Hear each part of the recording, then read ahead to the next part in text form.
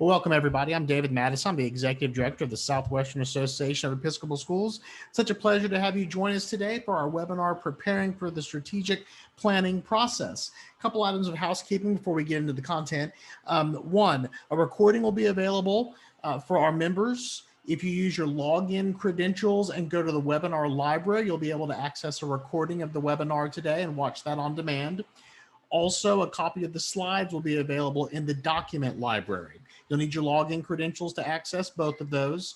And if you need help recovering your login credentials, just give Pat Blevins a call in our home office. She'll make sure that you have the things that you need in order to access the information. So let's get started.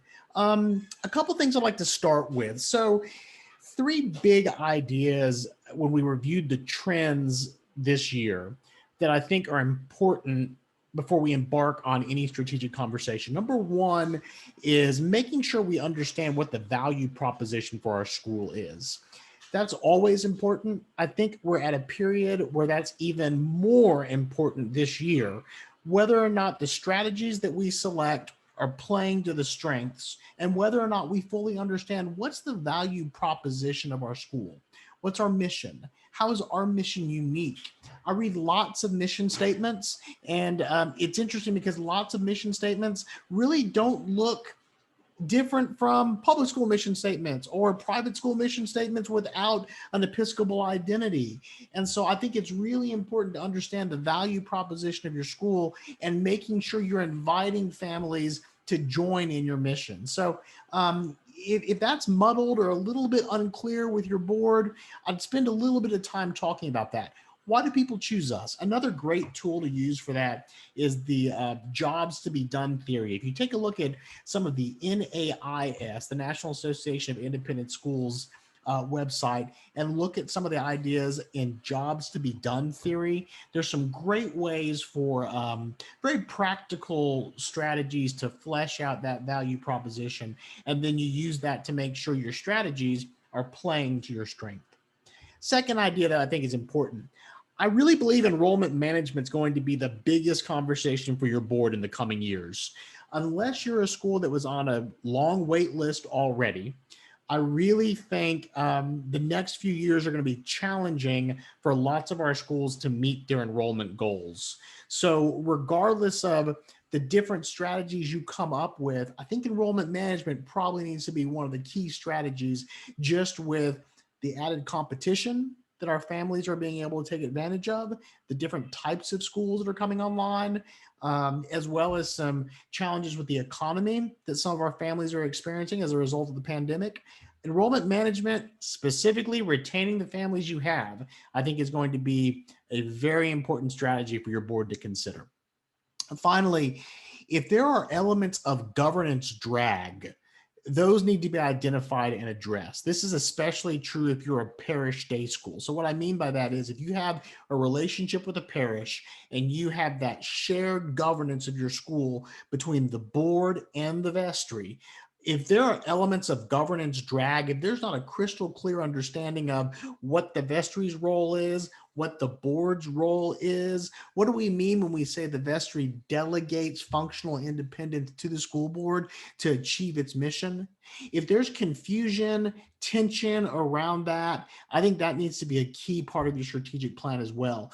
The reality is we just don't have enough bandwidth to be able to devote our time, focus, and energy on how do we make the school as strong as it can possibly be, while also tending to challenges with our governance structure. So governance in Episcopal schools is always challenging. It's something that needs to be tended to every single year. But if there are elements of drag as a result of maybe we haven't gotten as crystal clear on that as we should, that probably should be in your strategic plan as well. So again, just three ideas, I think, to kind of frame the conversation as you are about to embark on a strategic plan for your school. Okay, now wait a minute. Strategic planning, David, have you lost your mind? Corona, pandemic, strategic planning, what? How in the world can we get involved in strategic planning? I don't know if you know this or not, but we're in the middle of a pandemic. I don't know what to do about the immunizations. Can we require our faculty to be immunized? What about students? Uh, New guidelines different state groups, different national groups. New guidelines just came down. Maybe it's not 6 feet, maybe it's 3 feet between students. Well, what in the world does that mean? Is that two 1.5 foot buffers? Because that gets me 3 feet between students, et cetera, et cetera, et cetera. My point is, oh my gosh, this has been a crazy year. And we have been so focused on just putting one foot in front of the other that a lot of schools are really struggling with this idea of shifting from the tactical conversations into the strategic conversations. One of the schools that I work with just said, David, we've got PTSD. How in the world can we start thinking about 3 years ahead, 4 years ahead, 5 years ahead? I'm still trying to figure out the latest guidelines that have come down and how that's going to affect next week. So a couple things to think about that. One, I feel your pain. I absolutely hear what you're saying, but we've got to start the shift into a post-corona world. This is a great book by Scott Galloway that talks about that.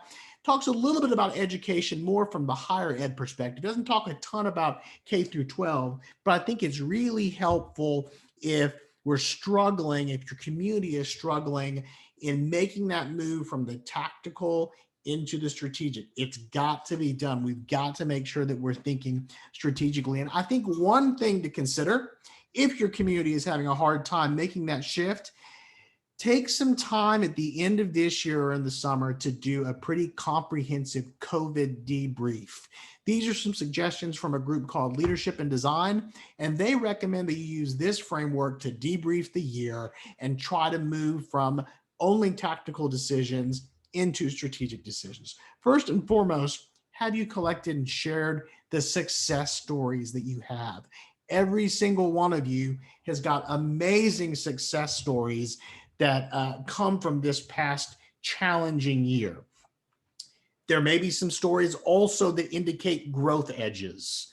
All of those are important. And I think it's important, kind of from a ritual perspective, to just make sure we don't jump into next year, jump into strategic planning without collecting, how did this year go? What are the things that we really, really knocked out of the park?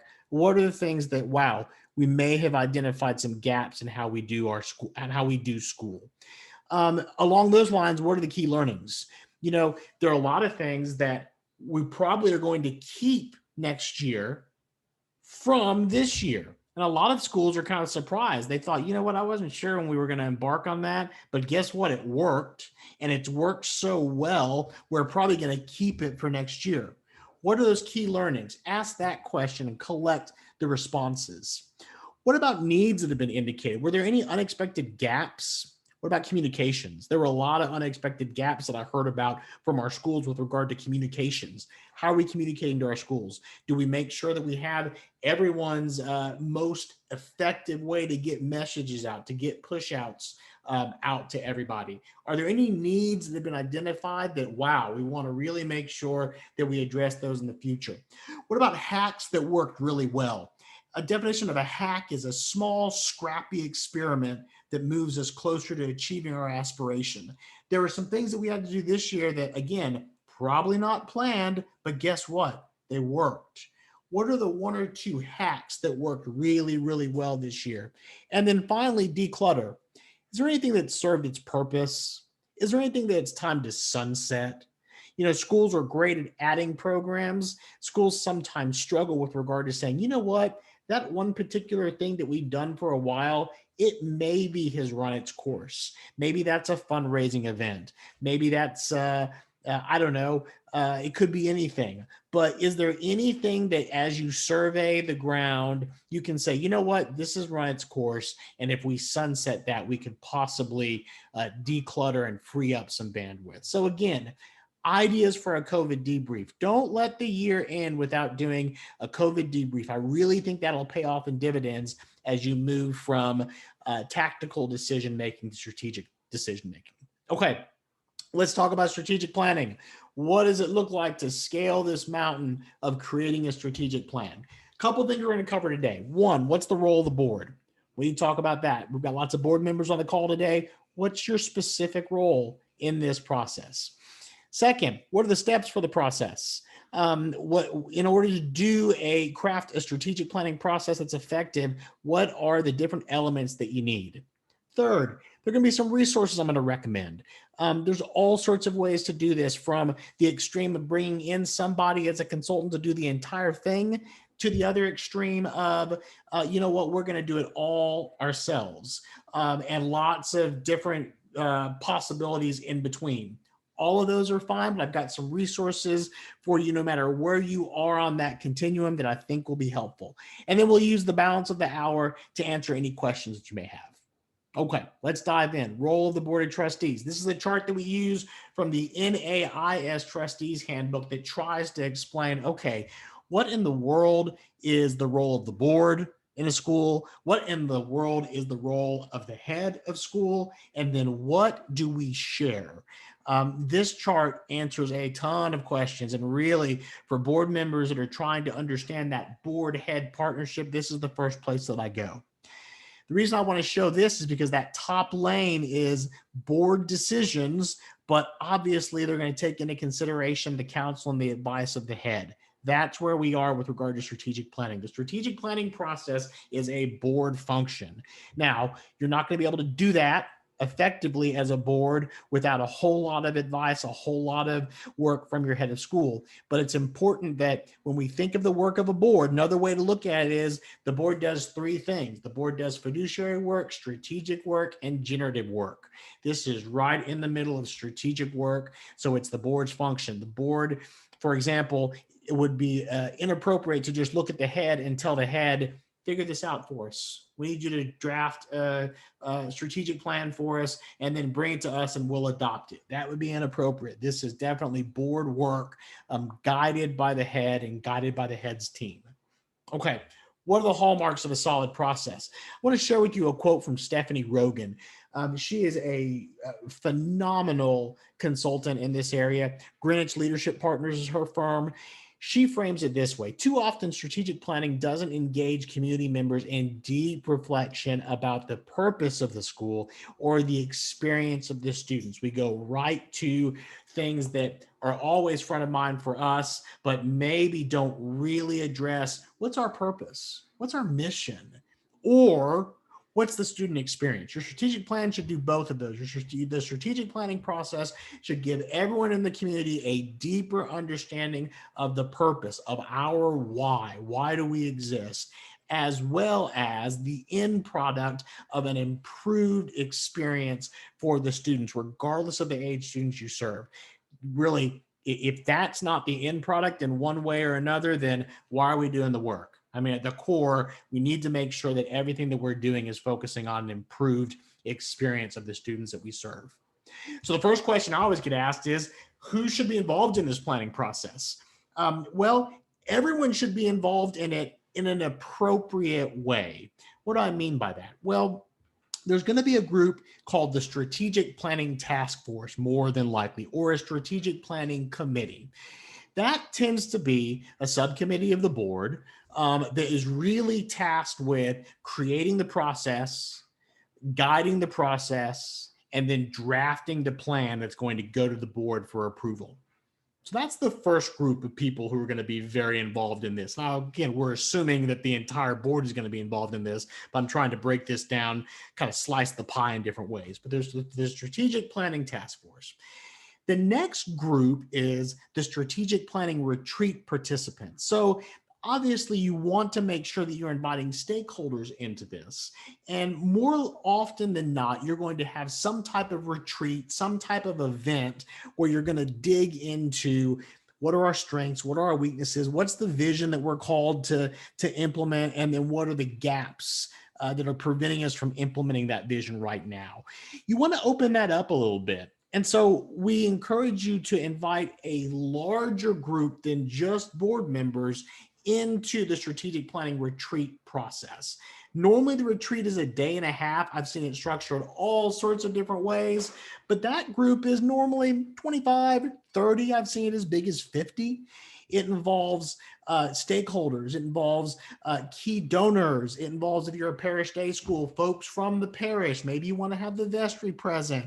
How you define that group depends a little bit on the community, but it allows you to invite more folks in and build engagement with your stakeholders beyond just the board. And you'll want to do that. What about everyone? Well, I think everyone should be involved at some level. And I mean all parents, all faculty members, all former families. But you want them involved in an appropriate way. So that everyone basket, you should ask the question, how do we get them involved? I recommend things like surveys. I think it makes a lot of sense to do a survey to as many folks with a relationship to your community as possible. Really dig in and build engagement and try to collect as much data as you can about what are we doing well, where are our growth edges, where should we go? So that's a way through surveys, possibly focus groups too. That's another way to do it. That's a way for you to involve everybody, but involve everybody appropriately.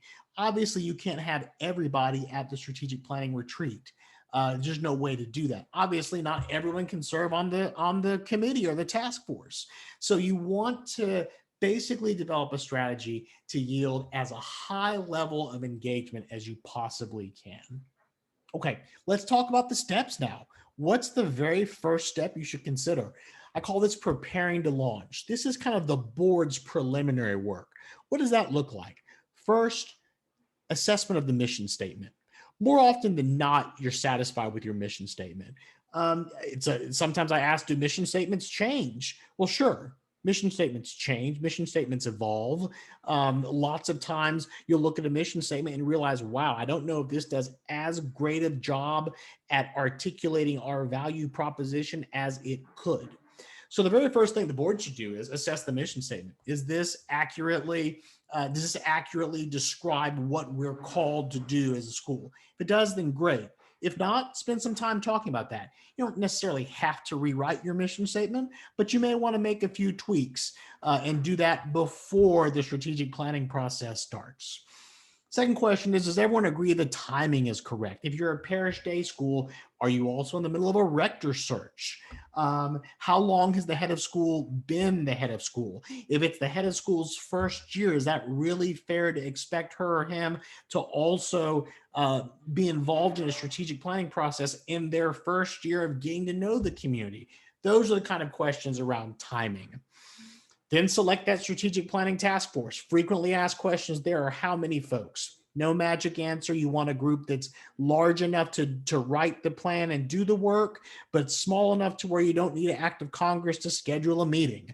So what's that magic number? I don't know, 6, 7, 8. Seems like when we get larger than 8, scheduling becomes a problem. Seems like when we get smaller than 6, there's a whole lot of work that needs to be done and maybe not enough folks to do it. So 6 to 8, probably. I don't know if there's a magic number, but if you're going to pin me down and ask me to give you a number, there you have it. Next, you want to establish the facilitation plan for the retreat. What does that plan look like? Are you going to bring in someone to facilitate? Are you going to self-facilitate? Either approaches are perfectly fine. If you're going to self-facilitate, make sure to take advantage of some of the resources I'm going to highlight at the end of the session, because this needs to be done intentionally. If you're going to bring someone in from the outside to facilitate, that's great too. And we can answer some questions if y'all want to talk about what that looks like as well. Finally, establish the timeline and the budget. The budget piece, a big part of the budget piece is, are you going to use an outside facilitator? And depending on what you're asking that outside facilitator to do, that's going to have a direct impact on the budget. Those aren't the only budget implications, though. There can be, costs associated with the retreat. Are you going to do it off-site? Are you going to feed folks at lunch? What about the marketing and the plan to share the strategic planning process with everyone? There may be some printing costs. You may want to work on some updating to your website. Those are all the things that we talk about with regard to the timeline of the budget. There's no magic timeline. There's no magic number. I'll tell you that most of the time you should be able to complete this entire process within one school year. Lots of times you can complete it within one semester. And with regard to budget, it really just depends on what you're able to spend. I've seen schools do this on a shoestring that turn out great plans. I've seen schools spend an extensive amount of money that also will yield a great plan.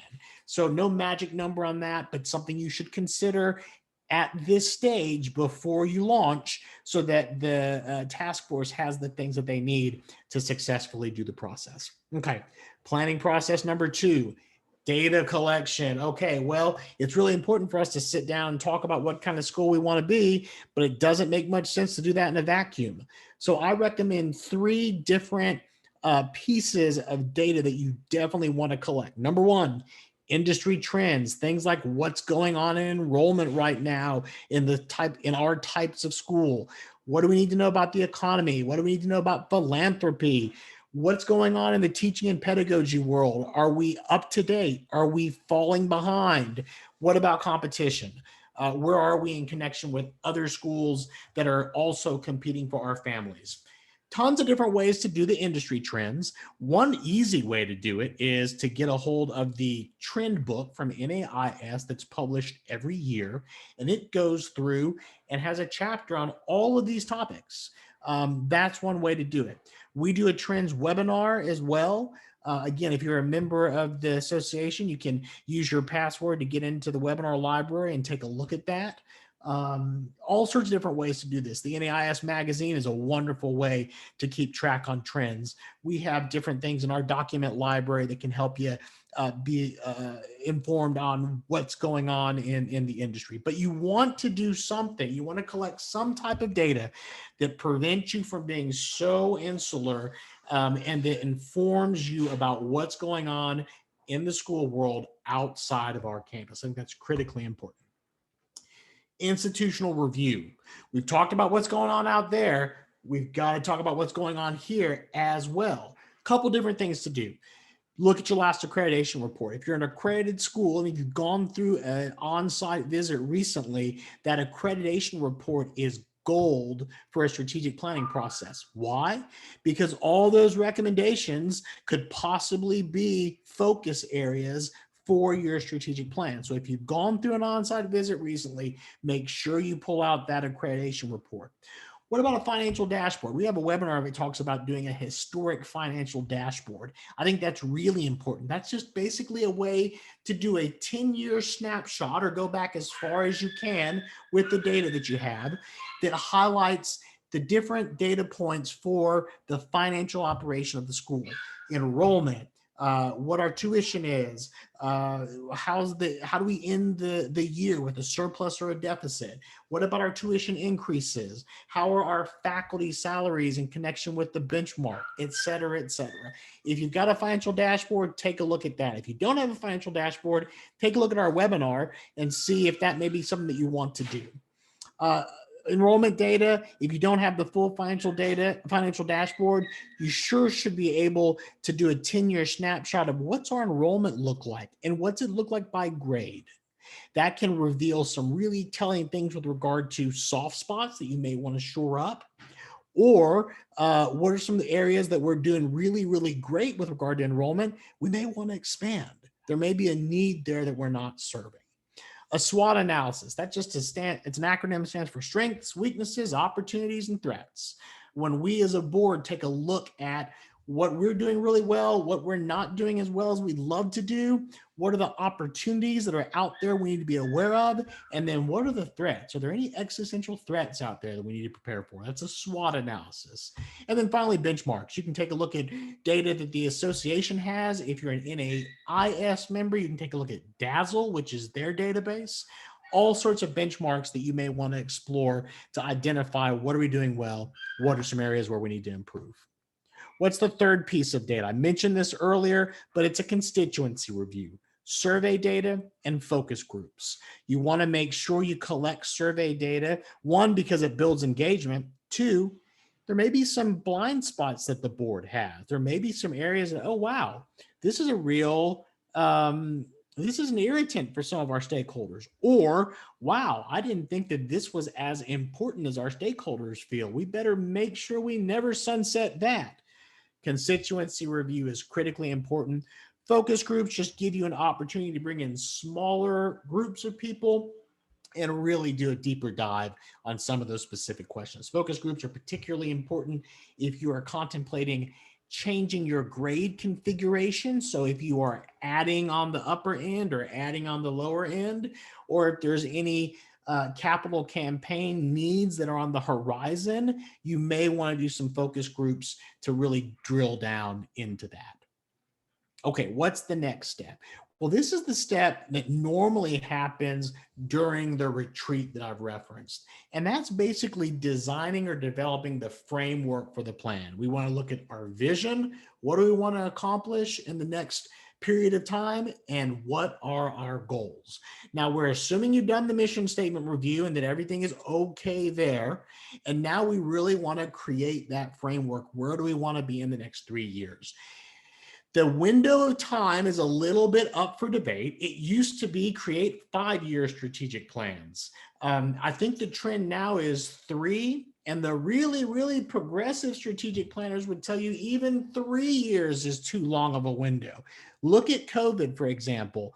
COVID came through and basically eliminated any strategic plan that people had on the shelves. So the really progressive strategic planners are encouraging our schools to do an element of this every single year. Every summer, the board needs to come together, maybe not with all the pieces that I've described today, but every year the board needs to come together and do these steps to create the strategic plan for the upcoming year.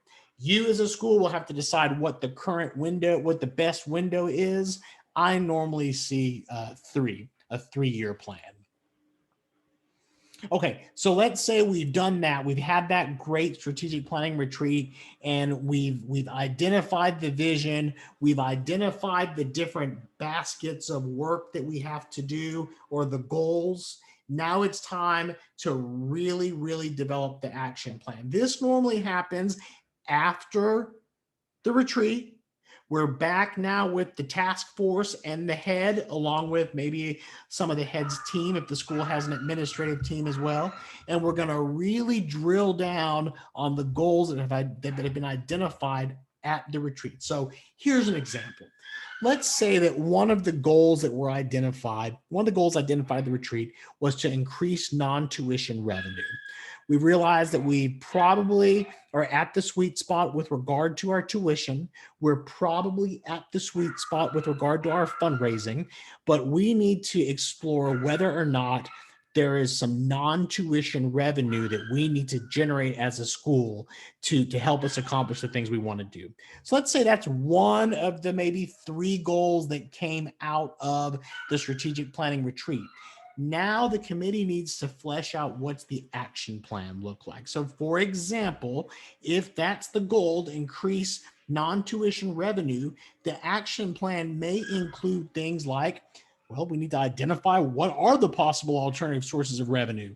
Are there rentals that we have? Can we rent out if we have a gym or soccer fields? Are there summer programs we can have? Summer programs are great ways to generate some additional income for the school. What about extended care? Maybe we don't have a robust extended care program and we want to explore that. So that's one part of that action plan, is we've got to identify what the possible sources of revenue could be. Then, okay, once we've done that, maybe we need to develop a strategic financial plan for the viable stream. So maybe we realize, you know what, we don't have anything to rent. Really don't want to get into extended care, but that summer program piece, that looks interesting. So maybe we want to explore that. Now let's develop a strategic financial plan for that possible stream of revenue. What's it going to cost for us to do a really great summer program? It's not going to run itself, so we're going to have to hire some folks. What about the revenue side? What can we charge for that? That's what I mean by developing that strategic financial plan for the viable streams. Assess the staffing needs. Like I said, we're going to have to probably hire some folks, develop and implement a marketing plan. People aren't going to just magically show up. We're going to have to market this new great summer program and then assess its success. How are we going to figure out if this was successful or not? For this, the metric may be, did it make money? Was there a revenue surplus? The metric may not be that. The metric may be, you know what, so long as we break even and generate some interest for the school that could maybe be measured by a few inquiries or applications, well, that's success as well. You get to define this the success, but you need to make sure you're assessing it. What's next? Okay, step 5 we call scenario testing. So let's say we've done all that. We've identified, we'll say that the retreat generated 3 different goals for the plan. Then the strategic planning task force got together and fleshed out those action steps for those 3 different plans. What do we do now? We do some type of scenario testing. So however you want it, there are a couple different ways to do this, but the important thing is before you adopt this, it's important to test it. So a lot of things can shift between the retreat and the draft that the committee has come up with. So you've got a handful of folks that you invited to the retreat. You may have 25, you may have more. Maybe you want to invite some of them back. If there's a capital campaign in your future, and by that I mean we're going to have to raise a decent sum of capital to build something new or to maybe renovate something, you really want to make sure that you're scenario testing with some of your key donors. You want to know if we've missed the mark sooner rather than later. So how you scenario test is up to you, but you want to do some element of scenario testing before you prepare for the next step, which is the adoption of the plan. So let's say, again, the retreat has identified those 3 awesome goals. The task force has fleshed out the action steps for each of those goals. We've invited a handful of people from the retreat back, and we've shared our work. And they all say, you know what, this is great. This matches exactly what I was thinking when we were at that retreat. Now it's time to take it to the board. The warning here is don't get sucked into the minutia of the action plans. This is not the time for the board to rewrite the action plans. It absolutely is a time for tweaks, for some changes. Prioritization is the best thing that can come out of this conversation. What I mean by that is, okay, we've got these 3 goals. We've got a handful of action steps that are associated with the goals. Let's talk about the prioritization. How in the world are we going to make this work? We've got 3 years. So what do we want to bite off first? The other piece that needs to come out of this step is the financial planning process. This is the time for the board to really start building, okay, if this is what we want to do, what's this going to cost? That can affect the prioritization conversation as well. If you don't go through that step, all you've done is work really, really hard to create a great wish list that may or may not ever happen. So that's what this step looks like: prioritization and figuring out the fiscal impact. What this step shouldn't look like is, oh, you know what? I think that action plan should read this way, or I don't like that word. Avoid that. Focus on the prioritization and the fiscal impact of the plan. And then guess what? Plan's adopted, and you celebrate, because you've done an amazing amount of work in a short period of time. Congratulations. But you don't want to keep it to yourself. You want to make sure you're sharing this with the community. You want to make sure you're letting everybody know all the great things that are about to happen over the next few years. And you want to periodically update the community. That can look a little bit different based on your communication plan on a day-to-day basis. Are there newsletters? Does the head of school do a monthly letter? Does the board president do a monthly communication or a periodic communication to the stakeholders? Whatever streams of communication you have, use those to talk about the strategic plan. If you're not able to answer what our streams of communication are, then let's have that conversation, talk about how are we communicating to our stakeholders regularly. And then step 8, we implement. So I like the saying, even if you're on the right track, you'll get run over if you just sit there. Biggest challenge here is creating a great strategic plan that looks awesome, that we share with everyone, that we put in a binder and put on the bookshelf, and we never talk about for 3 more years. That's what you want to avoid. We call that a worst practice. So what you want to do here is make sure you're moving forward. I recommend that every quarter, at least every quarter, the board uses a consent calendar to go through all of its reports. Don't spend a minute on approving the minutes. Don't spend a minute on reviewing the financials. Don't spend a minute on the head of school report. Reduce all of that to documentation that you send out to the board ahead of time, and free up that board time to just talk about how's the plan going. Go through line by line. How are we doing on implementation? Where did we miss the mark? Were we right on prioritization, or do we need to maybe change some things, et cetera, et cetera? That time doesn't miraculously happen. You've got to be intentional about creating it.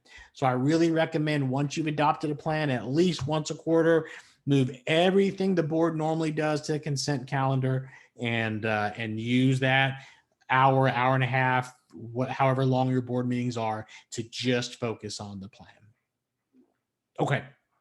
Let's take a look at some resources to consider. Incidentally, if questions are popping up, make sure to use the Q&A button. If you click on the Q&A button, that will pop a window up. Feel free to ask questions. We can start queuing those up, and I'll take as many questions as we have time for. But let's go into resources to consider.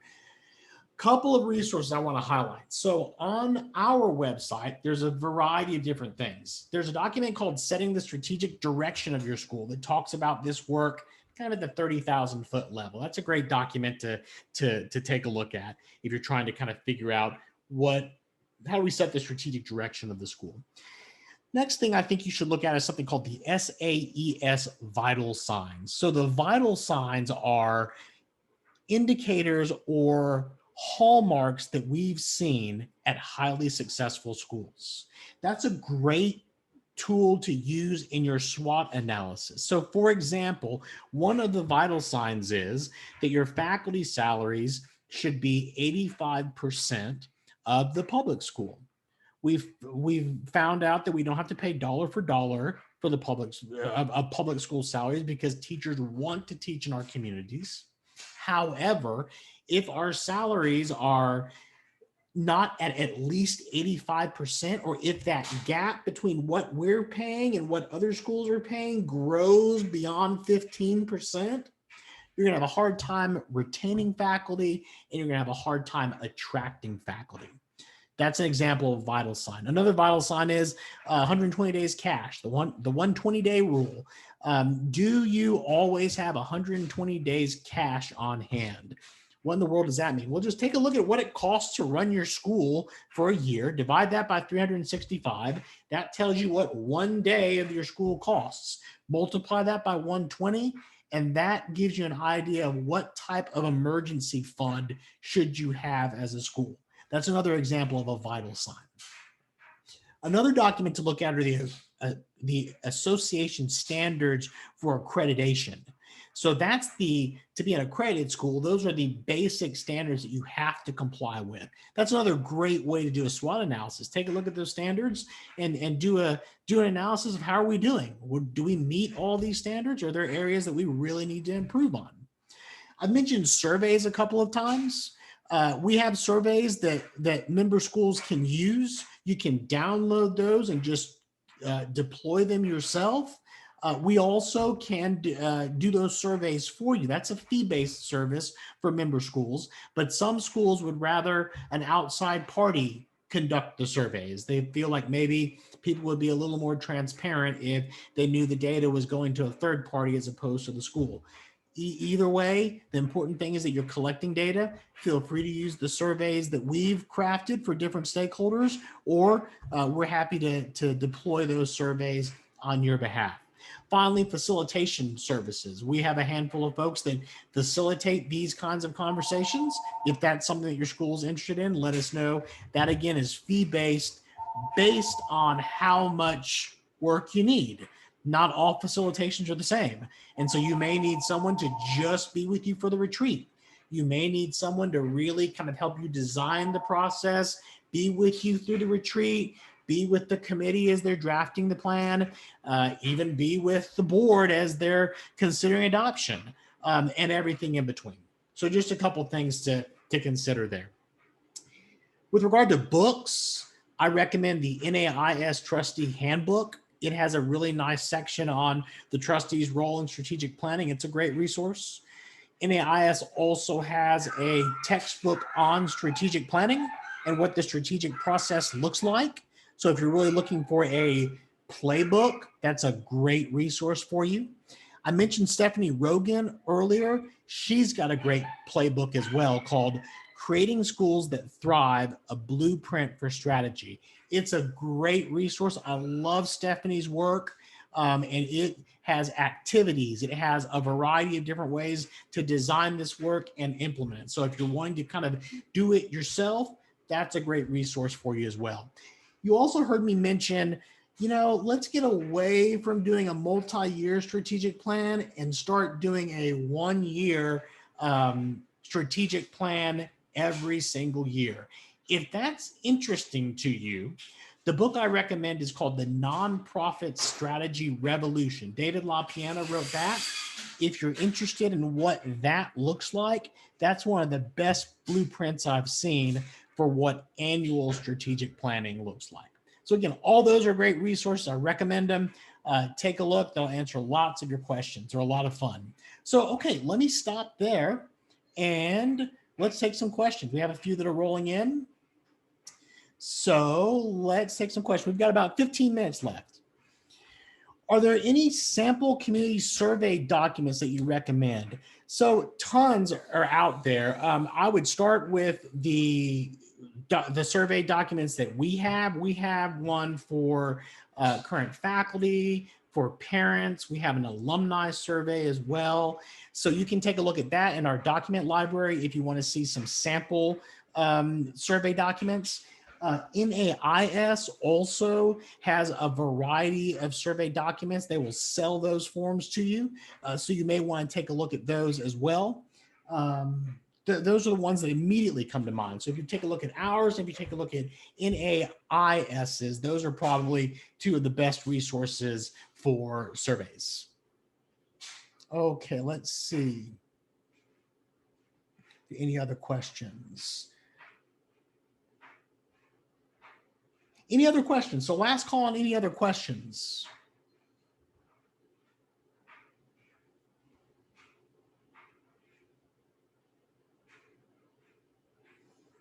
So I'm gonna go ahead and stop the recording. So for those of you that are watching us, thank you so much for joining us today. Let me go ahead and stop the recording.